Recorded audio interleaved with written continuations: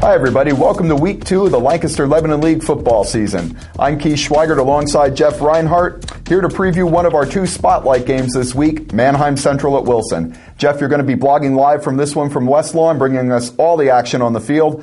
How do you think these 2 teams stack up with one another? Great matchup here for Week 2. Good series so far. They split their last 2 meetings. Don't forget, Wilson won 2 years ago at Wilson, 20-15. Central had a bunch of chances late. Couldn't come back. Great game last year in Manheim, 29-27. Wilson had a shot at a field goal late, hooked it. So they split their last 2. Both coming off wins in Week 1. Manheim Central, a little bit of an easy one against Lower Dauphin, 47-10 up at Hershey Park. Derek Hart, 4 touchdown catches. Central's offense was great. Defense, not so much. We'll touch on that in a minute. Wilson really had a tough one with Mifflin. That's a great backdoor scrapper game. 21-14, Wilson held on. Mifflin had a shot late. Matt T-Bolt had a pick on the goal line for the Bulldogs to hold on and salvage that one, 21-14 Wilson. So both teams coming in off wins. Central may be feeling a little better because their offense really cranked, but great game. This is one of the best games in the state. Both teams will bring state rankings into this game. It's Wilson, it's Manheim, it's 2 of the best programs, quite frankly, in the state. So should be a good one. Okay, we have 2 key questions for this one then. Sure. On Central's side, and you touched on it earlier, they got to shore up that defense. Definitely. I mean, even though they won convincingly over Lower Dauphin, they got gouged. Lower Dauphin really was able to move the ball on them, just wasn't able to cash it in. Yeah. I'm not sure. I'm sure you have the exact figure of what they gave up, but it was not what we're accustomed to seeing from Manheim Central's defense over the last few years. So the question is, can they shore it up for Wilson, who can move the ball on the ground? Yeah, they can. LD rushed for 273. There you go. And had 2 kids go over 100 yards. So, yeah, Central has to shore up on the D. That's all anybody wanted to talk about after the game. Hey, we won and we scored a bunch of points, but, boy, we didn't stop anybody. And that's the first thing Coach Williams said. We have to get stingier on defense. Wilson had a good rushing attack against Mifflin. Rodney Gillen rushed for 138 and a touchdown, and Brad Olinger rushed for 120. So they also had 2 kids go over 100. Zach Swizik, don't know what happened there with Zach, but he had a rough opener. So Wilson didn't really open it up in the passing game, but they rushed the ball well. So, yeah, number 1 for Central on Friday night. Got to stop the rushing attack. Got to do something with Gillen and Olinger. Got to get better there because you're right.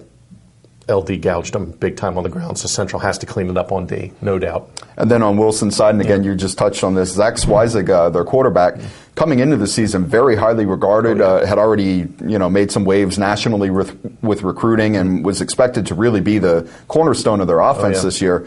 3 for 16 for 21 yards. He did have a touchdown, which makes those numbers a little better. Yeah. But they're going to need more from him if they're going to beat Manheim Central this week, I would think. Definitely. I don't know if that was opening night jitters. I don't know if that was just that's an enormous game in that town with a big crowd. But that was very un-Swizik-like.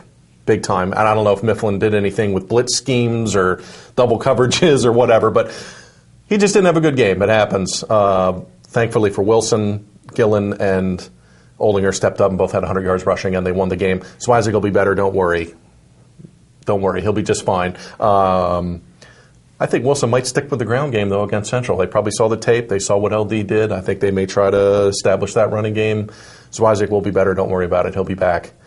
Fun game. This should be a lot of fun. Great matchup. Sure, and Wilson, even when Jim Contafio was there and Chad Henne was there and they aired the ball out quite a bit, they never forget that running game, and they've always been able to move the ball there. So that's kind of the tradition. Good running game, good defense at Wilson. So we'll see how it turns out. Jeff, do you have a direction you're leaning for this one? I'm leaning a little bit toward Wilson just because it's in West Lawn and because Central did have those defensive issues last week. Yeah, I put this in my notes this week. The really good teams show the most improvement from week 1 to week 2. Sure. So I think Central's defense will be better even in 1 week, and I think Swizik will be much better even in 1 week.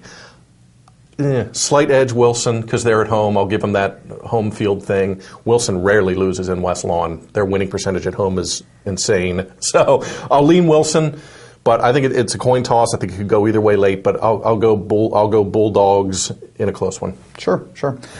Don't forget, everybody, if you can't make it out to the games on Friday night, be sure to visit us at lanksports.com. In addition to the live blogs from our 2 Spotlight games, we'll be bringing you updated scores from around the league as they happen, both in our live blogs and on the ticker that runs across the top of the main page. We'll have all of the league's final scores up within minutes of the final buzzers at all the games, and Jeff and I will be doing a video wrap-up of all of Week 2's action late Friday night. Look for that one. So again, thanks again for visiting lanksports.com, and be sure to enjoy the games on Friday.